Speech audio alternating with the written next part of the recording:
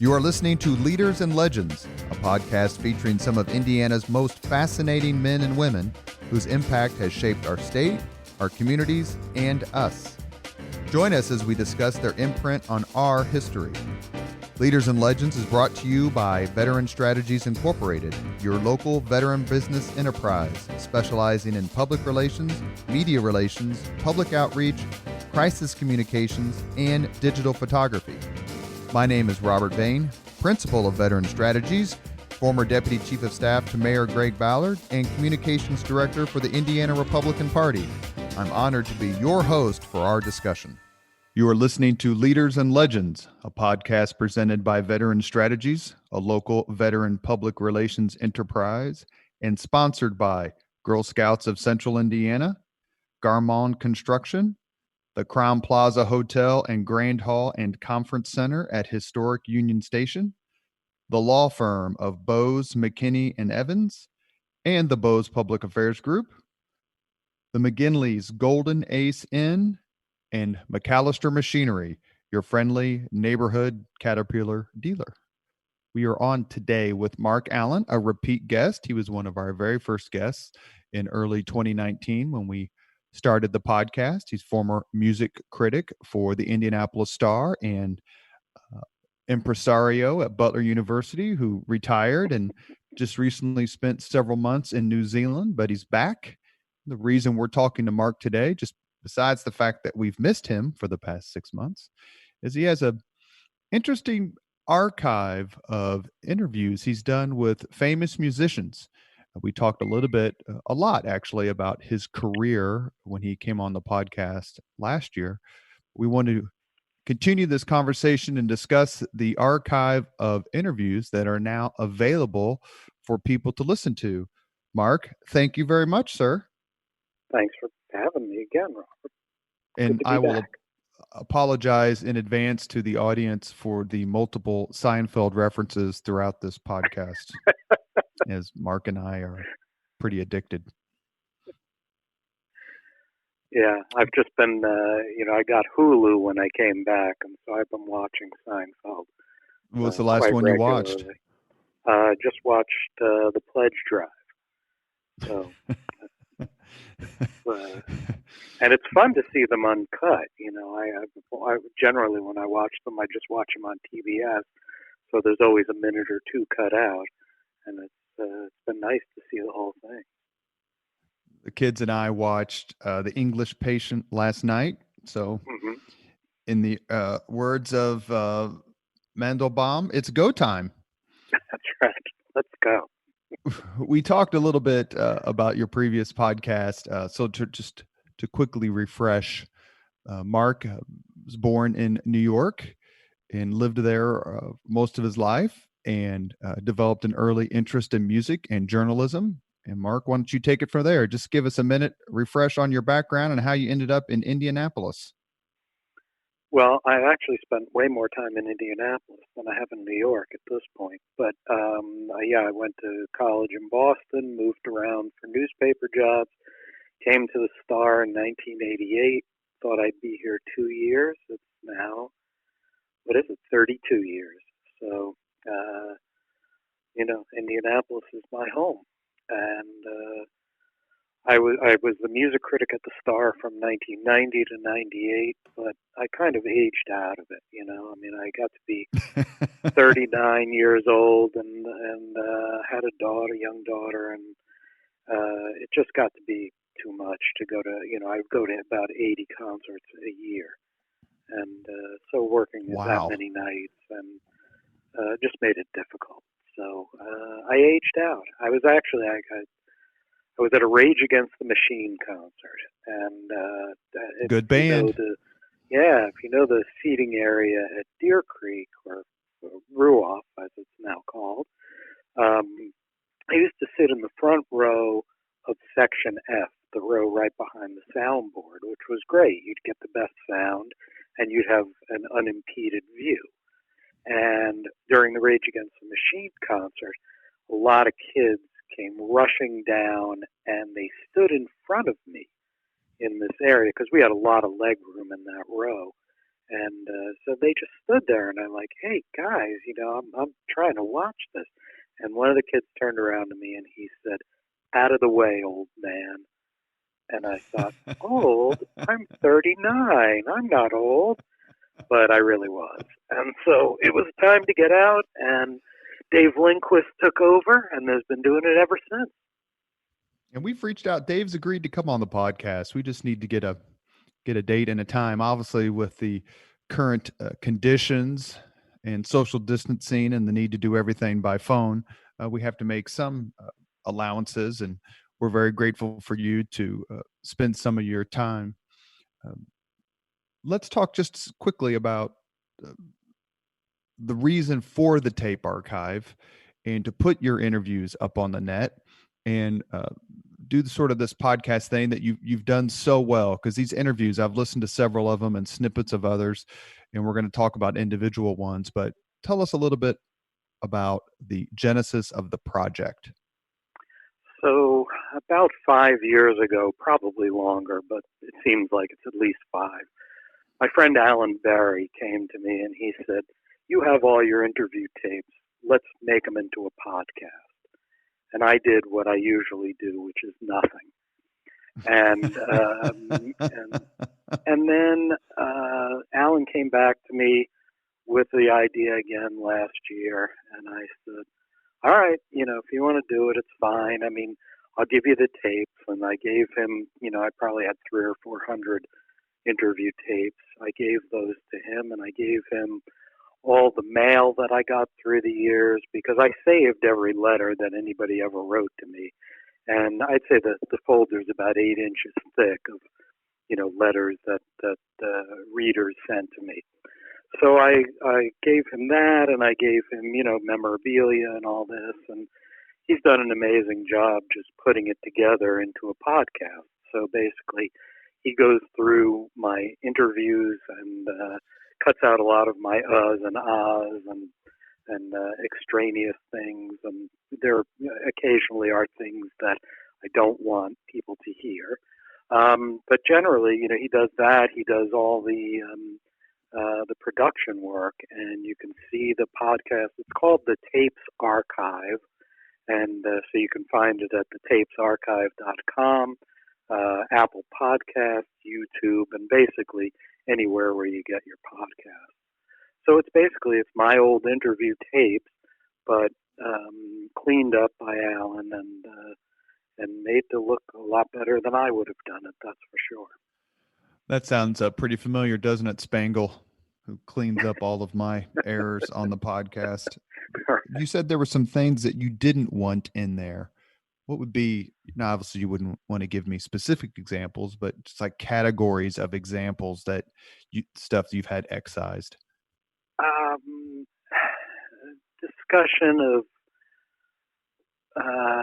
discussion of past drug use, and the use of the N word would be two things that have been excised from a couple of interviews. Actually, the drug use one I take back, because that interview is not going to air. I mean, it was a discussion with somebody nobody would want to hear from. But the N word, it's interesting. In the 90s, I mean, these interviews generally, although not all, took place from 1990 to 1998. The things you could say that would be acceptable or at least understandable in 1990 to 1998 can get you in an awful lot of trouble in 2020. And I didn't want people I interviewed, 20 or 25 years ago Sure. to be in trouble using words that they would definitely not use today. Were all these interviews part of your job duties at the Star? So in other words, they called you to promote a particular concert or event, because some of the names, and when people get on the tapesarchive.com, Tape archive. Yeah. they will see it's not only a Rick James, but it's also a Joan Rivers. And it's not just an Ian Anderson, it's also Bill Maher. So Right. was it easy for you to put these interviews together because they're promoting something, so they're reaching out to you? Yeah, I mean, generally what happens is publicists call and they say, so and so is coming through town. Would you like to talk to them? And we would write preview stories based on the interviews. So, yeah, I mean, it was fairly easy to do all these things. Yeah. Were there people who you wanted to talk to when they came through town who wouldn't talk to you? And rock Oh, stars are sure. notoriously snotty, for lack of a better term. Well, I mean, and some of them are just so big they don't have to talk to you. I mean, sure, I would have loved to have talked to Elton John, Eric Clapton, Paul Simon. I actually was supposed to talk to Paul Simon once, and he didn't call. And I sat by the phone all afternoon waiting for the call. And I had some other, people would keep you waiting. I mean, it's not a big deal to wait. And sometimes weird things would happen, like, do you remember the singer Jewel? Yeah, from Alaska, Yeah. right? Yeah, I think she was. Yeah. Anyway, she was supposed to call, didn't call, and ended up for some reason calling me at 1 a.m. and woke me up and said I've got a message from my manager saying to call you right away. I'm like, yeah, but that was about 8 hours ago. And Well, it was only anyway, 9 we did the p.m. in interview. Alaska. But that's right, probably so. Did you tell Martha it was Jake from State Farm? I wish that predates Jake from State Farm, but Martha was pretty upset. She's like, "Why is she calling you at 1 o'clock in the morning?" And I'm like, it's okay, we'll deal with it. And we had a nice interview. I mean, I don't know that that'll ever make the podcast, but it's it's one of those things that I remember. For those of you who do not know Marc personally, Martha is his wife of how many years? 35. 35. Wonderful, wonderful couple with great kids. So I remember, you mentioned about people being too big. I remember when Van Halen 3 came out and the album didn't do well and the concert tour wasn't doing well. And listening, it might have been on Bob and Tom or maybe Q95 in the afternoon with Mad Dog Matus, hearing an interview with Alex Van Halen. And I remember thinking, oh my God, they must not be able to sell tickets. Did some of these bigger groups or personalities who were not having a successful tour or album talk to you when ordinarily they wouldn't have? Oh yeah, I mean there were definitely situations like that. I mean there's a Billy Joel interview on the podcast. That was I think our second or third episode. And Billy Joel was fairly huge, but at the time he was going through some troubles, I guess financial troubles and other things like that. And you wouldn't expect to get a guy like that on the phone. And I had a very nice. I mean, I think that's one of the best interviews I've ever done. Actually, it's just a great conversation. He's just a super interesting guy and fun to talk to, and very self-effacing. I'm trying to think of people you wouldn't normally get. Well, I'm looking in 1990. It's Neil Peart from Rush. Yeah, that was fairly standard. I mean, I talked to Neil 3 times, and another guy who was great. But I mean, they just considered that part of their duty, which was to promote their band, and so they would, they'd be happy to call. And Neil was, just a great conversationalist. I loved every talk that I ever had with him. He actually made me a Rush fan because I really wasn't the first time I was going to talk to him, and I listened to him talking, and I thought this guy is so smart and so interesting. What am I missing in the music? And I went back and said, okay, all right, he convinced me. The other person who was like that was Peter Buck of REM. I did not like REM at the time, and interviewed him and thought, I love this guy. This guy's fantastic. And then went back and listened to REM music and said, okay, I'm just being silly. actually really good. Okay, so So, obviously I'm looking at your website, thetapesarchive.com, and Neil Peart is 1990. We all know he recently passed away. mhm. You were not a fan of Rush during the 2112 Permanent Waves moving pictures era? You're kidding. No, I really missed it. I just totally missed it. For You know, someone who loves progressive rock and amazing musicians and instrumentality, explain to me how you missed it. I'm mystified. I think Rush was maybe not considered cool or something. I mean, I don't know. I don't. I'm kind of racking my brain trying to remember what the situations were, but I just think Rush was not highly thought of when they first started, and so I didn't pay a ton of attention to them after that. So I missed all that stuff and had to go back and and relearn it later. We're a non-judgmental podcast, Mark, so we forgive you. The very first tape or podcast you post interview after your introduction is with George Carlin. Mm-hmm. And he must have been someone, whether it was Class Clown or his HBO specials, that you listened to. And I don't want to put words in your mouth, but you listened to growing up. You're a child of Absolutely. the 70s. Mm-hmm. And what was it like to interview him? Were you just, I mean, is it one of those things where it's like, I can't believe I'm getting ready to have a private conversation with George Carlin? No, and I have to tell you, the only time, the only one of those interviews where I was ever nervous was Frank Zappa, because Frank Zappa is my hero, one of my heroes, and that was a little unnerving because Frank he doesn't suffer fools gladly, and sometimes I'm a fool. So I the thing is like you're sitting there and going, don't slip up, don't slip up. But all the other conversations, I mean, it's like I'm talking to you. It's a famous person on the other end of the line, but I never felt intimidated or, that I couldn't be myself. And sometimes, being myself turned out to be good, and sometimes it turned out to be the wrong thing. And, you just, because like you would joke around with somebody who was not in the mood to joke around. Well, I was I going to ask remember you about asking, that.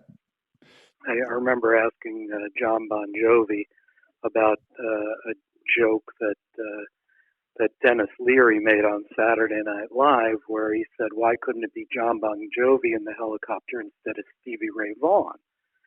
And I just wanted to know what he thought of that, and he didn't want to hear that, and he just, I mean, we went on and we had a decent conversation, and John Bon Jovi actually turned out to be pretty nice, but that was a stupid and uncomfortable way to start a conversation. And I That shouldn't was have your done first question.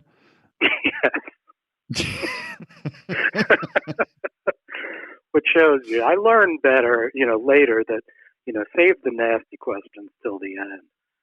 So, You are listening to but Leaders and Legends, a podcast presented by Veteran Strategies, a local veteran public relations enterprise, and sponsored by Girl Scouts of Central Indiana, Garmon Construction, the Crown Plaza Hotel and Grand Hall and Conference Center at Historic Union Station, the law firm of Bose, McKinney, and Evans, and the Bose Public Affairs Group, the McGinley's Golden Ace Inn, and McAllister Machinery, your friendly neighborhood Caterpillar dealer.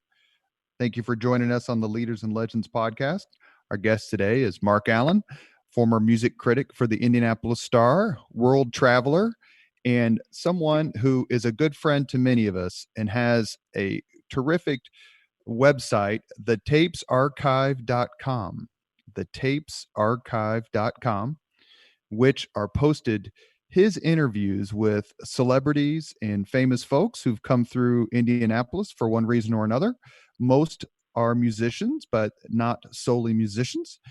We just asked him about George Carlin, who was for those of you who don't remember him, was a 70s and 80s, especially groundbreaking comedy icon who would, quite frankly, be having a field day in 2020. Yeah, and George Carlin. I mean, people should know him if they don't. He was considered one of the three greatest stand-up comics of all time. So, Who are the other two, in your opinion? well, it wasn't my opinion. I mean, this is what people voted, but I think the other ones were oh man, was it Chris Rock and Lenny Bruce? I'm trying to remember. You know what? That's slipping my mind. If Rodney Dangerfield isn't on that list, then the list is moot. He's right up there, but yeah. Well, you interviewed another comedian who's she's posted on the website, and that's Joan Rivers. Yeah. What was it like to talk to Joan Rivers? It's 1990. She was probably on her way to come back, if my memory serves, from the being put on ice by Johnny Carson for starting her own talk show. Mm-hmm. And she was really starting to take off right around that time period on the E! Channel, along with her daughter. Was she nice? Was she gracious? Funny? She was incredibly gracious and very funny. And I think, she was always very candid. And, there's a quote in there. She says, "I always say what I think, whether it's, politically correct or not." Like when I was talking about Elizabeth Taylor and saying she was fat. She was fat. That's what Joan Rivers said. And it's just so funny. And sometimes it was fun to be on the other end with comedians who would just sometimes they would do their act or a part of their act, or they would get into a riff where they really liked where it was going. And I'm a pretty good audience, but like I remember Tracy Morgan. We had a pretty contentious beginning of the conversation, and then contentious he how? Said, I have a friend who worked for Tracy Morgan, and he told me that something about Tracy Morgan, that Tracy Morgan wasn't a very good reader, and that in some way it hooked into his character on 30 Rock. And Tracy Morgan, he just denied it up and down. And he seemed a little, unless he was acting, he seemed a little angry about it. Anyway, we kind of got off on the wrong foot. And then we were going along and, things kind of leveled off. And then he went on this riff that I've seen him do a version of in other places, but I had never seen it before, where he started telling me that his father was Tony Dorsett and his mother was Uhuru from Star Trek. And and this thing just went off, and it was crazy, and I was dying. I was laughing as hard as I've ever laughed. So, that was really fun to be on the other end of. But Joan Rivers, I love talking to her. I think I talked to her a couple of times over the years. Just a very, very nice, very sweet lady. You mentioned earlier that most of these interviews are, I get the sense that these folks are calling you, that there's a reason they're calling you for promotion or some sort of event. Do you think that makes them behave? Like, in other words, they're nice to you, either genuinely nice or, some sort of curtain that they draw around themselves. There's their method to how they treat you. Does that make sense? Yeah, I understand what you're saying. Of course, they're going to be nice. With very few exceptions.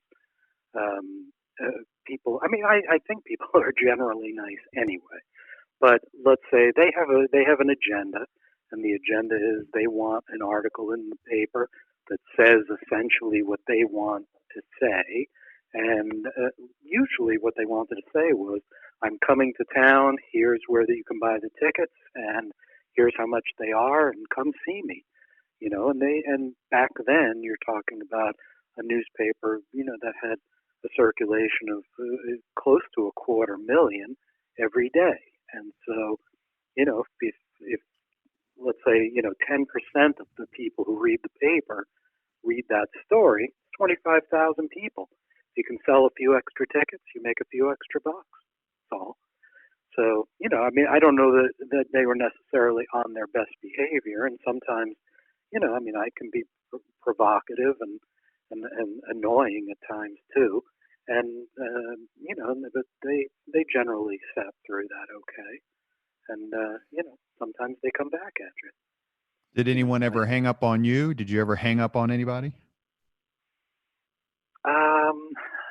Did anybody ever hang up? I don't think so. People would sometimes say, they had to cut it off. But I think, like the George Carlin interview, if you listen to that, I think about 10 minutes in, he says, well, the interview is basically over. I can't remember how he phrased it. And I said, well, your publicist told me I was going to get 20 minutes. And it was only 10 at that point. And he said, okay. And he stayed on the phone. So, I don't think anybody hung up on me, and I don't think I hung up on anybody. My favorite stories about Axl Rose and Phil Collins and all that, and I did have Phil Collins call and yell at me over a review, but we also had a really nice conversation a few years later. So. And what was it about?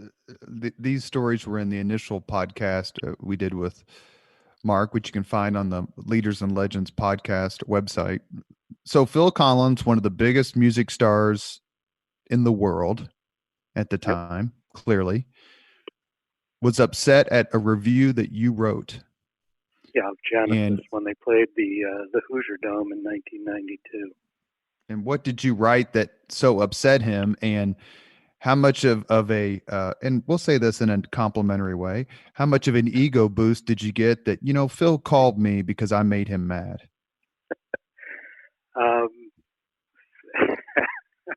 I don't know if it was an ego boost. It's just a great story, it's just a story I love to tell because it's amazing to me.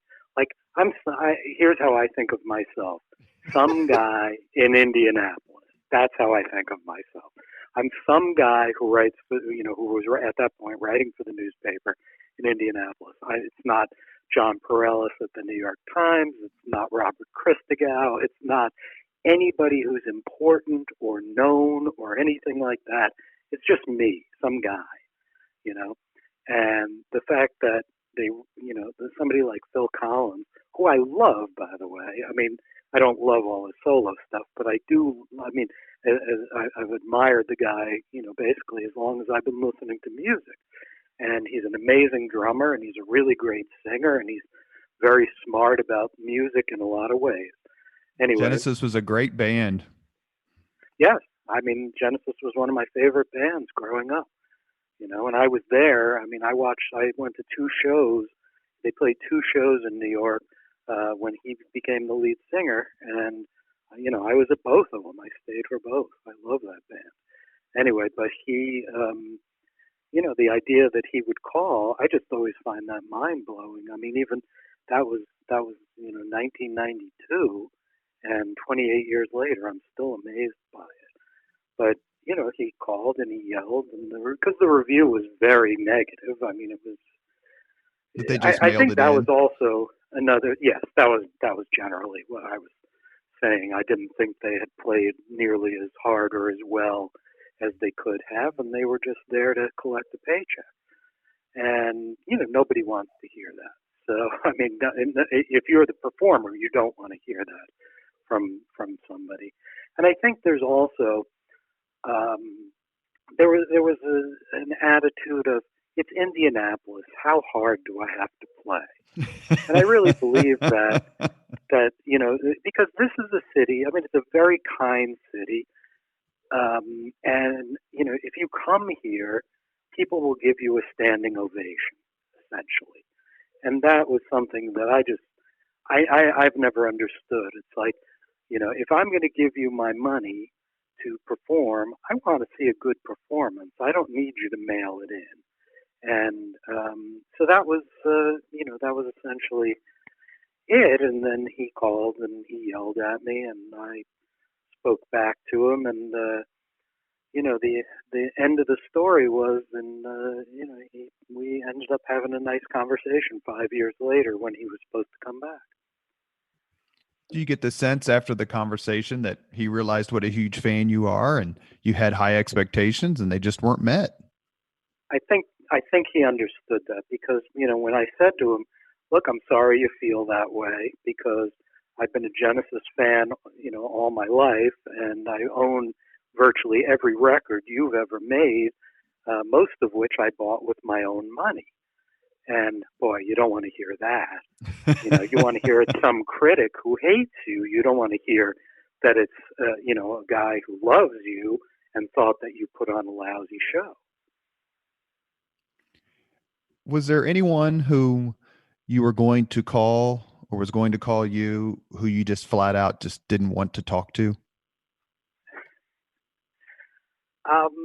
There were a lot. I was around covering during the hair metal days, so there were a lot of bands like Warrant and Cinderella Poison. and stuff like that, Poison. Although I had a great conversation with Ricky Rocket, the drummer from Poison. He was really fun to talk to. Most of these guys, What made him fun? Sorry to interrupt. What made him fun? He collected old horror movie memorabilia, and Oh, so that's we great. had a really cool conversation about that. Not that I'm any expert on it, but he was, and so it was fun to talk to him about that. And when you get these guys and they don't take themselves too seriously, it's always nice. And I like talking to anybody who does something professionally and does it well. Now, do I have to? I don't love what they do, but I can appreciate it because they've gotten to a certain level, and so they're smart about it. They know something, and so and I also remember I'm not writing for me. I'm writing for the readers, and the readers, want to know something about these guys. So I try to find out something about them for the fans. I was writing for the readers of the newspaper, not for me and not for the musician, really.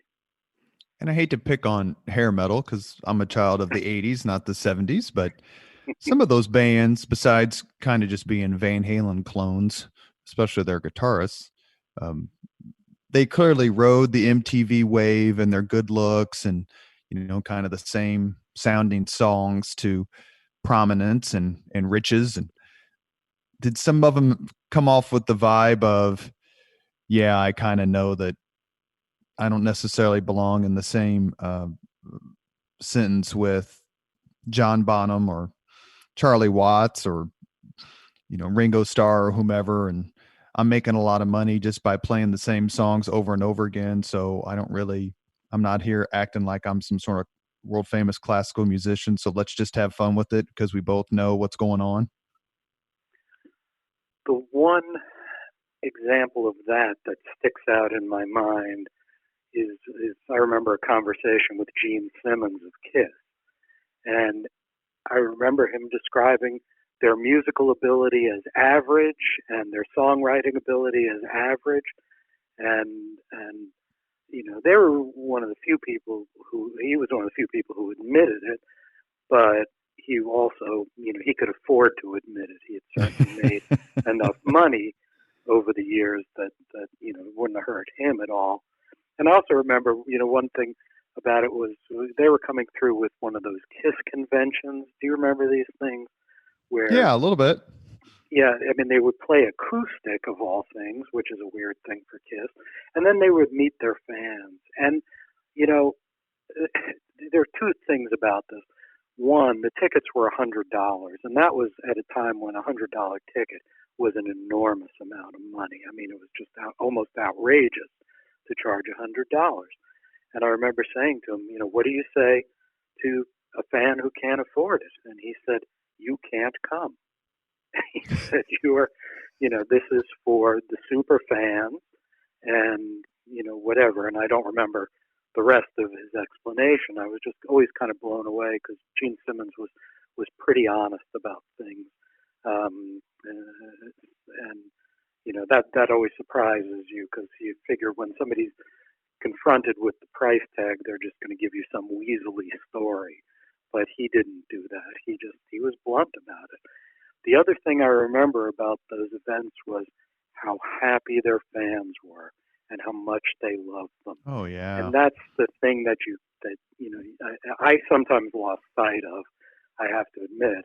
And I would always try to remember that, just because I don't love them, somebody out there loves these bands. Somebody out there loves Kiss, loves whatever group it is, and it's my job to to share an informed opinion, but it's not my job to trash their favorite band. And so that it creates some conflicts when you're trying to do the work that I did. But on the other hand, it's nice to remember things like that and think about them, and you just remember that music makes people happy, and that's the greatest thing. Exactly.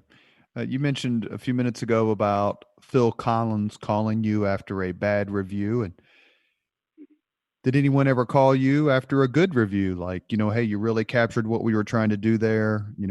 I know it's not your job to basically write our press releases, but at the same time, I appreciate the fact that you took the time to understand what we were trying to accomplish on stage. Paul Schaefer of Letterman's band, sure, he brought his band to Starlight Musicals, the Hilton U. Brown Theater that used to be at Butler, and they played there, and it was a very good show. And that's just a band of true professionals. And and I wrote a review saying so, and I missed this phone call, but he left a message saying essentially thank you, and that was one of the rare ones. I had a message from Jimmy Page and Robert Plant's publicist after they played at Market Square Arena, saying thank you for the review. But I said, great, would they get on the phone with me? And they said no. It's Robert Plant and Jimmy Page. That's right. It's Robert Plant and Jimmy Page. You talk about people I would have loved to have talked to.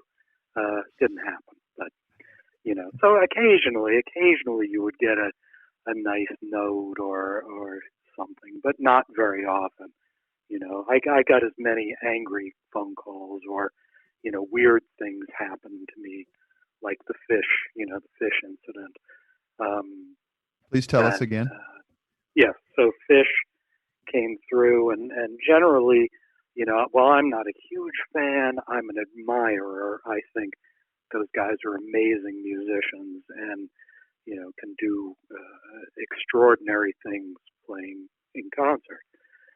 But they came to Deer Creek and they played this show that was just relentlessly awful. I mean, every song was the same kind of plodding mid-tempo, just awful. I mean, it was just a terrible concert, and probably the worst concert I saw at Deer Creek in those 8 years. And so I wrote a review saying, in the words of, to borrow a phrase from Judge Judy, don't pee on my leg and tell me it's raining. That's what Judge Judy used to say.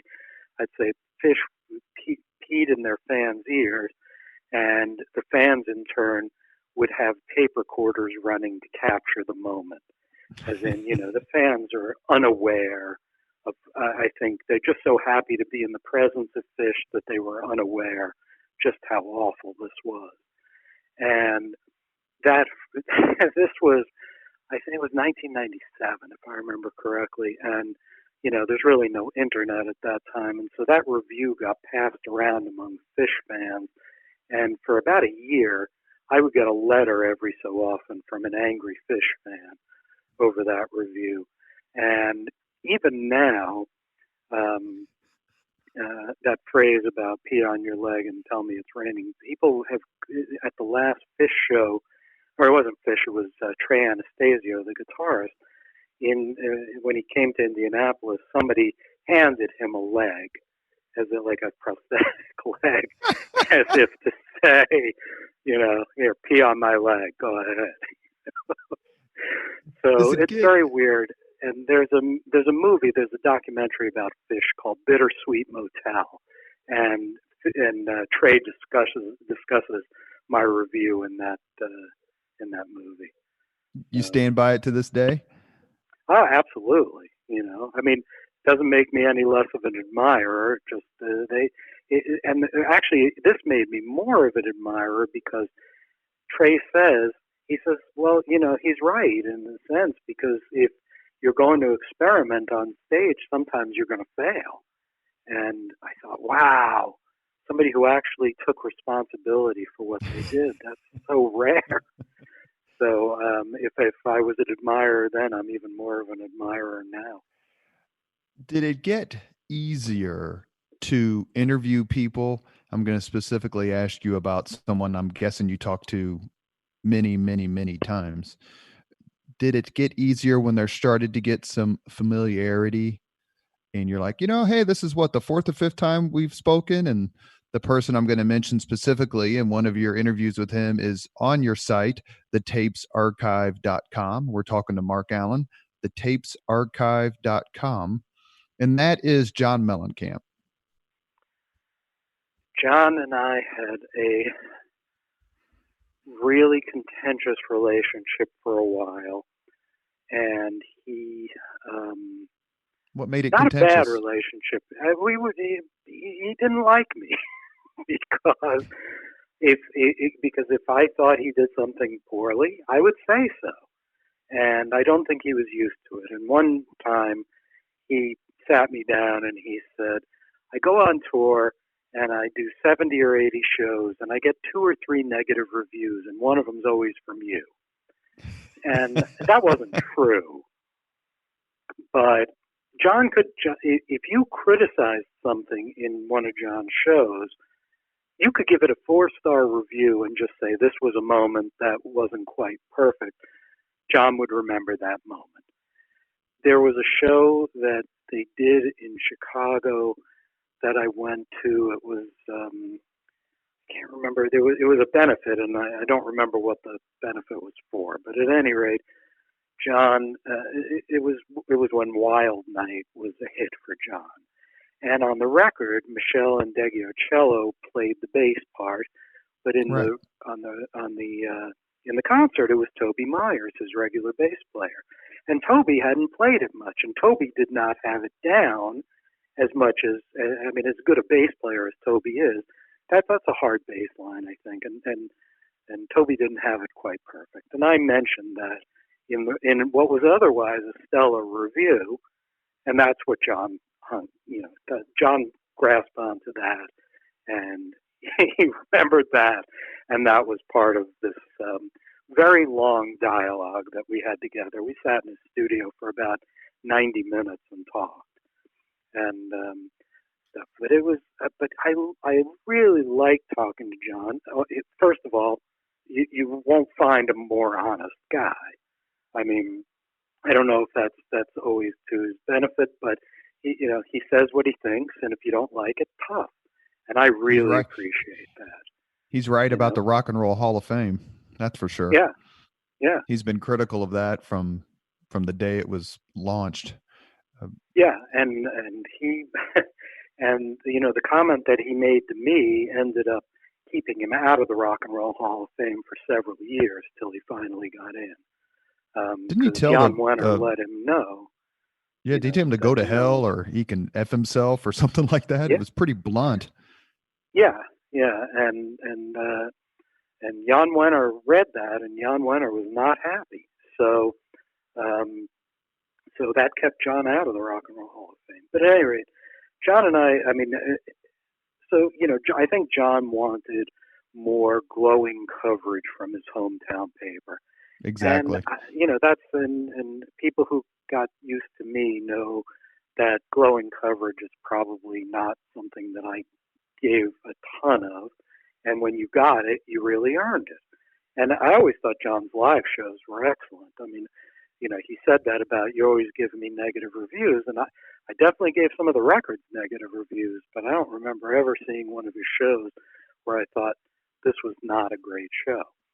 Anyway, I've seen him the about a end half dozen story. times, and every time I saw him, he's terrific. I mean, he's a Hoosier icon, so he comes back to Indiana or Indianapolis, and people are obviously going crazy. I guess it's reasonable if I was in Mellencamp's camp to think that a Hoosier by location at least would say nice things about him all the time. But if you don't, and it's not just musicians, it's politicians, it's everybody. If you're not 100% positive, then they find the one thing.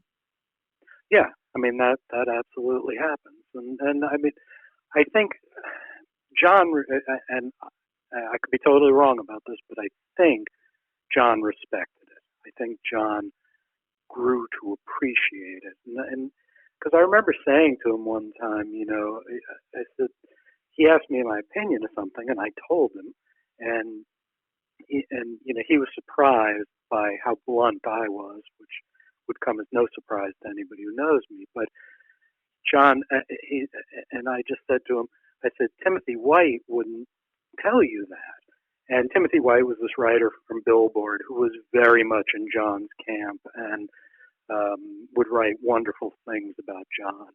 And, and that was the thing. Like, I mean, I like John, and but my allegiance was always to the reader. I want to give them the best, most honest criticism that I can give. Looking at some of the names, and we're talking to Marc Allan, looking at his website, thetapesarchive.com, where he has posted some of his interviews with more to come with famous celebrities and musicians. One name that I keep staring at for obvious reasons, and not only because it's chronologically the first interview you did, is 1981 Alex Van Halen. Yeah. What was it like to talk to him? What was the circumstances of that? Because the Van Halens are pretty stingy with their interviews, and I'm guessing that was for the Fair Warning album. That was backstage at Boston Garden in July, I think, of 1981. And I was, 22 years old at the time, and a young rock journalist and just a freelancer. I mean, I wrote for a lot of little publications. There must have been a dozen music magazines or more in Boston at that time. And I don't remember, how it happened or who I was even writing for at that time. Or who ended up with the article, but so they just said, you want to talk to Van Halen, and I have to tell you, again, not a huge fan at the time, and so, but I said sure because I'm happy to talk to pretty much anybody. I think if they have merit and they have fans, then fans want to know about them, so I'm glad to talk to them. Anyway, you were a fan of Eddie more than the band. I'm sorry, Mark. You're a fan of Eddie's playing, not necessarily the band. Yeah, I'd say that that's true. I mean, David Lee Roth was not well thought of. I think when the band first came out, and I certainly was not an admirer. I mean, I do like him more now, but back then not so much. And Van Halen was almost, I mean, it's funny to think of them as metal because they're not metal, but they were kind of thought of as metal. And so, that was a genre that I didn't have a lot to do with. I wasn't a huge metal guy at that point. Not that I'm huge now, but I was, I can appreciate it more now. So, like somebody commented on that interview and said, oh, you were so lucky to be in the presence of a rock deity. And I thought, that wasn't the way I saw it at all. I just was going to do an interview with somebody. And the one part of that interview that I remember, and I'm not sure if it's on the interview or not, is Alex said, what do you think of us? I mean, he just generally, what do you think of the band? And I said, I remember saying, I'm not a huge fan of what you do, but I think you do it really well. And he said, fair enough. And I remember walking around Boston Garden with him, and he showed me his drum set and all that. Really? It was a really fun conversation. I mean, he's a very loose He was a very loose guy. I don't know what he's like now, but back then he was just, these were guys in their 20s and they were having fun, and I enjoyed that experience. But it's an experience I can enjoy more now, thinking back on it. Then it was just another interview. Another name that pops out as I'm staring at it, because I'm pretty sure you're a big fan of this band, so please correct me if I'm wrong, but John Entwistle, the bassist for The Who. Yeah. Oh, Who's one of my all-time favorite bands, and it was great to talk to him. And he's got a real good sense of humor, which I didn't know because you didn't see that many interviews with him. It was always Pete or Roger, and to be able to talk to him and find out a little bit more about how he became a bass player and why the bass and all that, and he's just funny, like sneakily funny, in the same way that he's just an extraordinary musician, and I don't think people necessarily recognize it. But, to me, I think he's the greatest bass player of all. I mean, I should say, greatest rock bass player. And, so having a chance to talk to him and learn a little bit more, that was fun. Is it difficult not to, you mentioned Frank Zappa earlier. Is it difficult not to fall into fandom and keep the journalistic, I hate to say platform, and speak from that platform and ask questions based on that, as opposed to saying, well, when I saw you at the Nassau Coliseum in 1972 kind of stuff?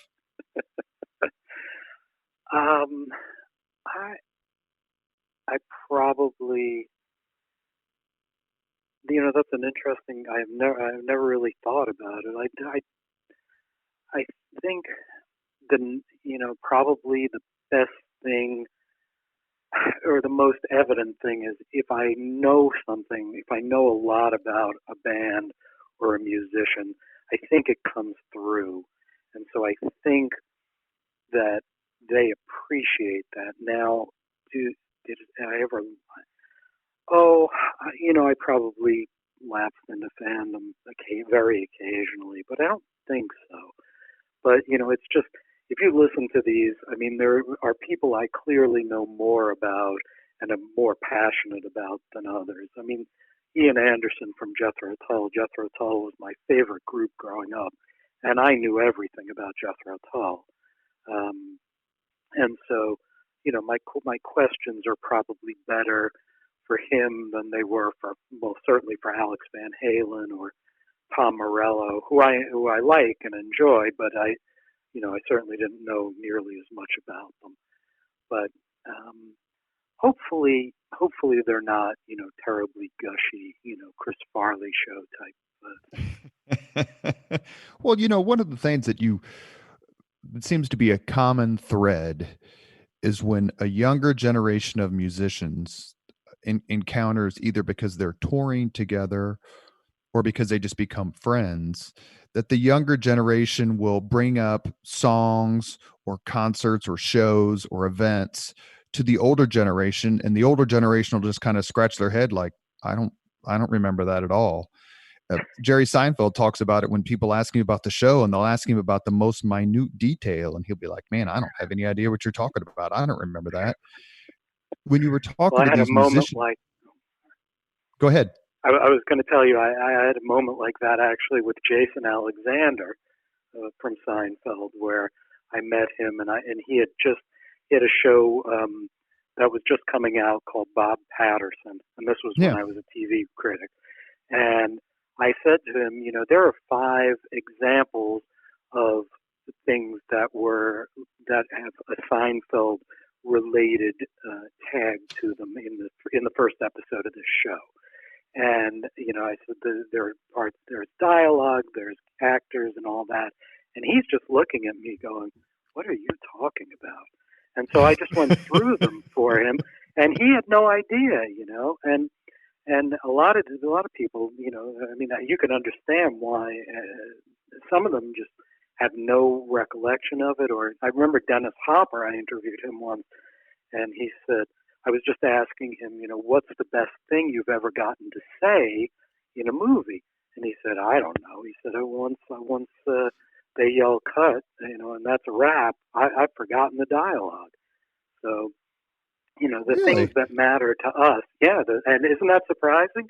And the things that matter to us as fans don't necessarily matter to the performers. And Jason Alexander, who we all know as George Costanza, is kind of the Yeah. historian of the show.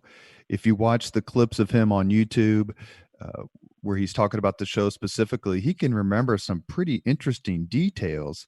And so you're Yes. jogging his memory, and he's not coming up with it.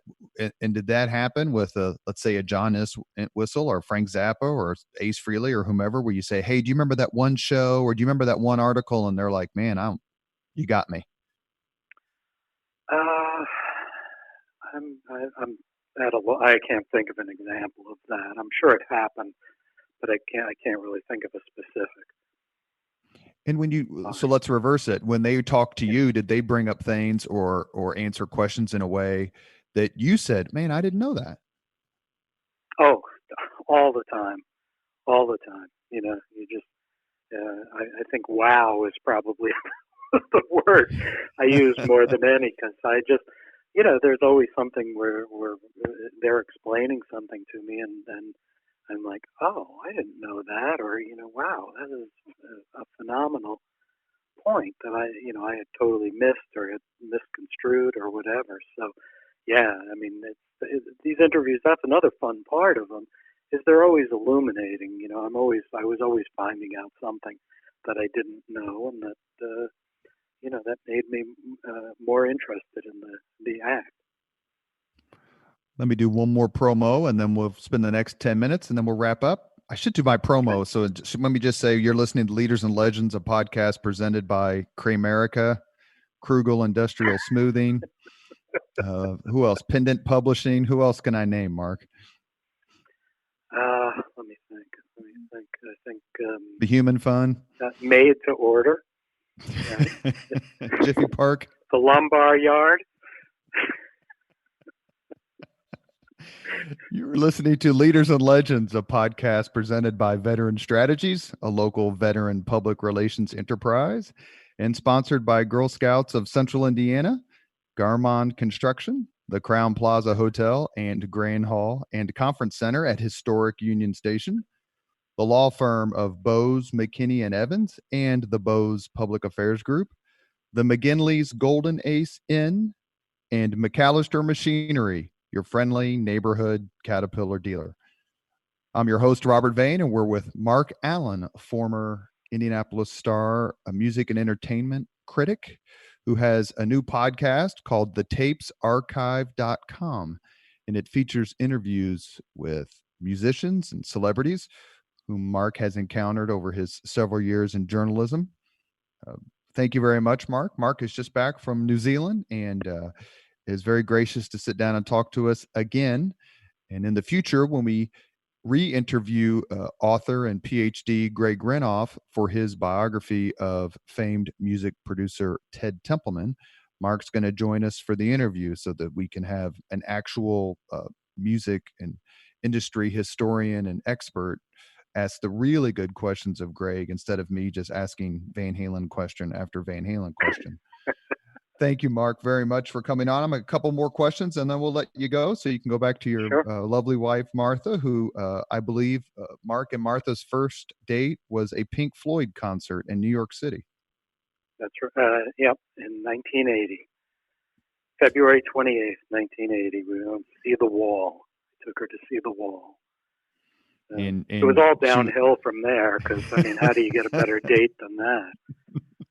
And I'd say this, I've gone to several concerts with Marc, and if you ever get that opportunity, you should definitely take him up on it. He and my brother and Kevin Finch, who some of you know, we went to a few concerts together, and it's fun to sit down and have dinner with him beforehand because he knows so much about the band you're going to see and their music. And I'm very grateful for your friendship, Marc. Thank you. Yeah, right back at you. If you could interview anyone and ask about their songs or their background, whom you haven't interviewed. Give us a couple of names, please. Well, Bob Dylan for starters. I mean, he doesn't really talk to anybody, but I would love to talk to him. I'd love to talk to Neil Young. I did talk to him once for a minute, but that was about it. Why only a minute? He was doing a press conference for Farm Aid, and so I got to ask him essentially one question, and it was a question that I wanted to know the answer to. It wasn't anything for publication, but if you remember, they used to have concerts at the tennis center down by IUPUI, right? So he played there, and he played there with his country band, the Shocking Pinks. And they did a song, this 17-minute song called Ordinary People. And I just was absolutely mesmerized by it. And it never appeared on an album at that point. And that's what I wanted to know. When will we get a recording of that song? And it did come out. It's a while now, but that song finally came out. So that's what I wanted to know. It was a completely selfish question, but, that was it. But yeah, Bob Dylan and Neil Young are probably two of them. And at Page and Plant, I would have loved to have had a moment to talk to them. I mean, I've seen Robert Plant on talk shows, and he's a really good guest. So he would be fun. I think Roger Waters would be really interesting to talk to as well from Pink Floyd. So those are probably four people I'd love to talk to. And you know who I hate to say this because I'm such a fan, who appears based on when I've seen it, videos of it or whatever, who's just an awful interview because he's so incredibly undisciplined, and that's David Lee Roth. It's like he doesn't even answer the question. How could you handle someone, forget that it's him, but just anyone like that who you're trying to have a conversation with, a meaningful conversation that you're going to translate and transcribe for your readers? How do you handle that? There are guys who completely go off the rails, and actually Sammy Hagar is also somebody sort of like that, where you could ask Sammy a question, put down the phone, go get a pizza, come back, and he's still answering the question. A delight, he was really fun, but you've got to be able to, you're going to navigate a very long and winding road to get to the point. I guess if I had an interview subject like that, and didn't have too many of them, but if I did, I just tried to steer them to the point, or would interrupt or something like that. My favorite story, and this is a guy I don't think you've heard of, it was a guy named Herman Brood. Ever hear of him? Unless he's related to the Hermits, no. No. So Herman Brood was this. I think he was from Holland, and he came along in the '70s, and he had a couple of very minor radio hits. But he came through Boston, and I was writing for this publication, this just small music magazine, and so I went to the hotel to interview him, and this is one of the most bizarre evenings I've ever spent, because when I got there, I got to his hotel, and he posted a picture of himself on the hotel door. Okay, so his hotel room has a picture of him, and the door is slightly open. So I knock on the door, and nobody answers, and so I kind of push the door in, and Herman is behind the door, and he's kind of hiding. And I'm thinking, this is really weird. Anyway, we sit down, and I turn on the tape recorder, and I say, I want to ask you about, and I didn't even get the question out, and he started talking. And he talked for 90 minutes. And I kept trying to interrupt him. And 90 minutes straight? 90 minutes, yes. Yeah. I tried to get him to, on track or to just interrupt him to ask him something. And finally I said to him, "You don't need me here, do you?" And he said, "I could easily do this interview without you." And this guy was such a character. I mean, he claimed that he had done heroin 10,000 times, and he was just, I mean, he was all over the map on everything. But he was an interesting musician. I mean, I liked the records, the two records he made that I heard. I think he made others, but I only remember hearing two of them. And that was just, one of the more bizarre situations I was ever in. A lot of the interviews, I mean, the overwhelming number of them were done on the phone. But, that one, especially when I was a kid and I was in Boston doing this, most of the interviews were in person. So that was were the Stones just too big for you to, or McCartney? I mean, I'm trying to think of some of these gigantic names. You mentioned Page and Plant, but some of these other, maybe even Garth Brooks in a different kind of musical genre where they're just like, we don't need to talk to you, so we're not talking to you. Garth Brooks did a press conference once when I covered him, and he was always pretty gracious about spending time with the media, but in a collective group, not in an individual situation. You weren't getting him on the phone. At least, I mean, I'm sure if you were at the New York Times or the LA Times or something, or the Washington Post, you're getting him on the phone. But in Indianapolis, that wasn't going to happen. You mentioned the Beatles. McCartney, when he came through here, he did press conferences again, just like Garth Brooks did.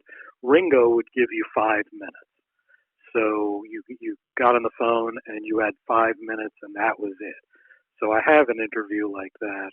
And, I mentioned my partner in this venture, Allan, who does all the work on the podcast to get it up and running. Allan, I've been trying to say we should run the Ringo interview, and he's like, but it's 5 minutes. And so we'll figure out how to get it on there at some point. But so I have talked to Ringo. I've talked to Charlie Watts a couple of times, and Bill Wyman of the Stones, and actually Darryl Jones, the bass player, I interviewed the first week when he started playing with the Stones after Bill Wyman left the group. Yeah, and that was kind of fun, because the first, basically I talked to him after the first show that he ever did with the Stones. And, that's kind of fun to hear about. Hopefully that'll, make it onto the podcast at some point. So, I mean, some of these people were just, they're just too big. They don't do interviews, or they do interviews with, Rolling Stone or the New York Times, and that's about it. Let me add 2 more questions and we'll wrap up the podcast. And I've been watching a lot of these lately, and I'm a huge fan. I mean, times have changed, as you alluded to earlier in the podcast, and how someone acted in the 90s isn't how they act today, or what they say in the 90s. I am a huge fan of Howard Stern as an interviewer. Mm-hmm. He gets his interview with Paul McCartney is absolutely terrific. I mean, he gets the A-list people on his show. He just flat out asked McCartney, who broke up the Beatles, and McCartney said John Lennon did. And so he kind of asked the questions that me as a listener or viewer want to hear answered. Who are some of your favorite rock or music interviewers? Well, Howard Stern is a great interviewer. I think he would be an even better interviewer if he would listen a little bit more. I think he interrupts quite a bit, and he could get even more out of people. But that said, the guy's just phenomenal. And I think Marc Maron does a great job. I love his podcast, WTF. I think he's terrific at getting information out of people. And people, the thing is, people go on both of those shows and they know what they're getting into. Mm-hmm. When they call a guy in Indianapolis they don't know what they're getting into. They're I think they're expecting, somebody who's going to ask baseline questions and simple things and stuff. And so I think if I ask the questions that that Howard Stern or Marc Maron asked, I wouldn't get the answers that they get, because I don't think people are going to be as revealing to a guy in Indianapolis as they are to national audiences when they know millions of people are listening. Now, because I can remember, I interviewed Yoko Ono and asked her about breaking up the Beatles, and I wish I could remember exactly what she said, but basically, it was a little bit of a denial. It was a little bit of, kind of all over the map sort of thing. And now Yoko's obviously not Paul, but you don't get necessarily you won't get the same response or the same kind of response, being me versus being, two really well-known interviewers. Eddie Trunk is another example. Yeah, I don't know that one. Eddie Trunk, who does a lot of rock, he's more of a heavy metal, but he gets terrific guests on there. And, a lot of his questions are about new music. Quit playing your old stuff. I want to hear something new.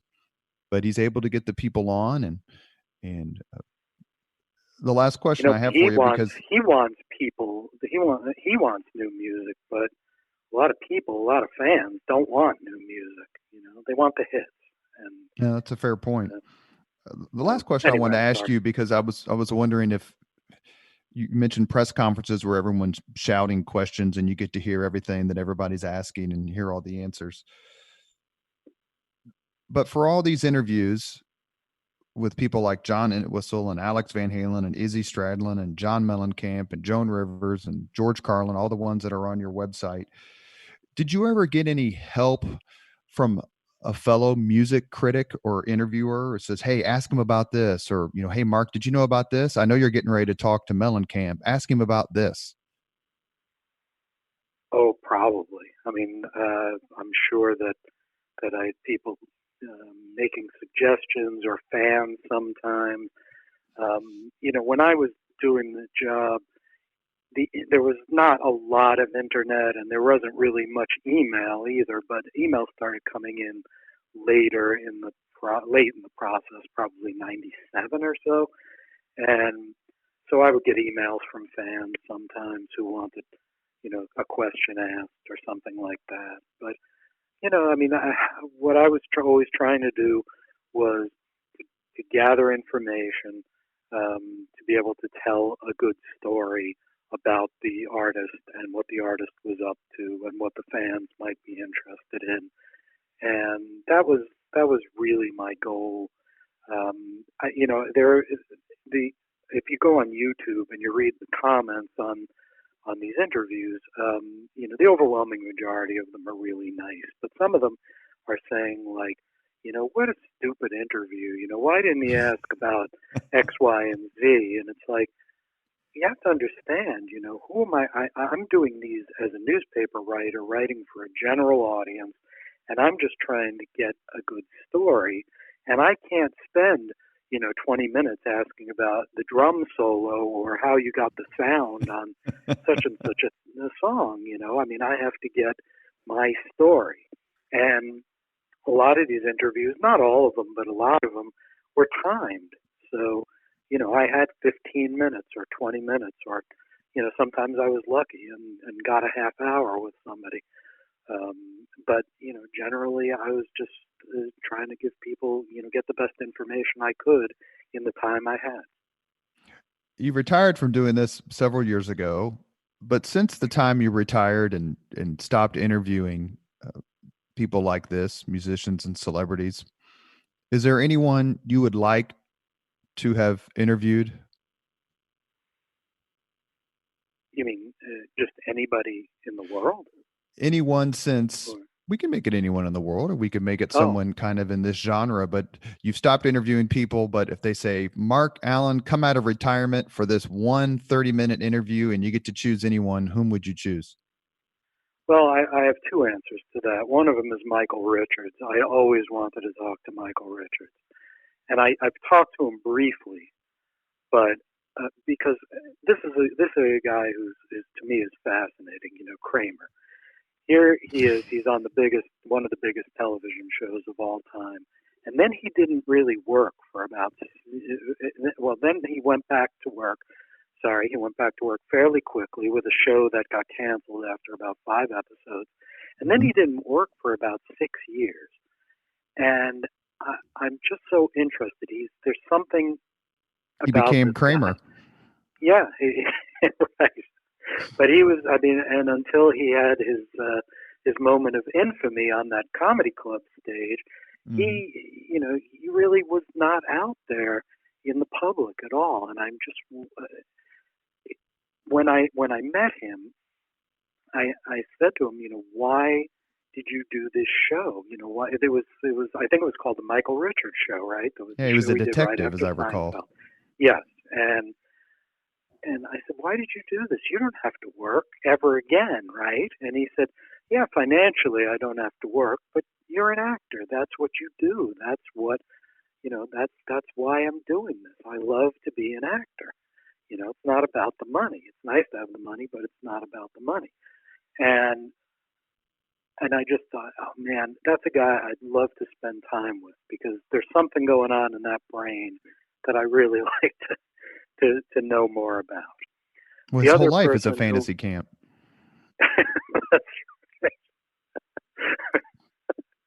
The other Go on with I'd your really second like one. I'm sorry.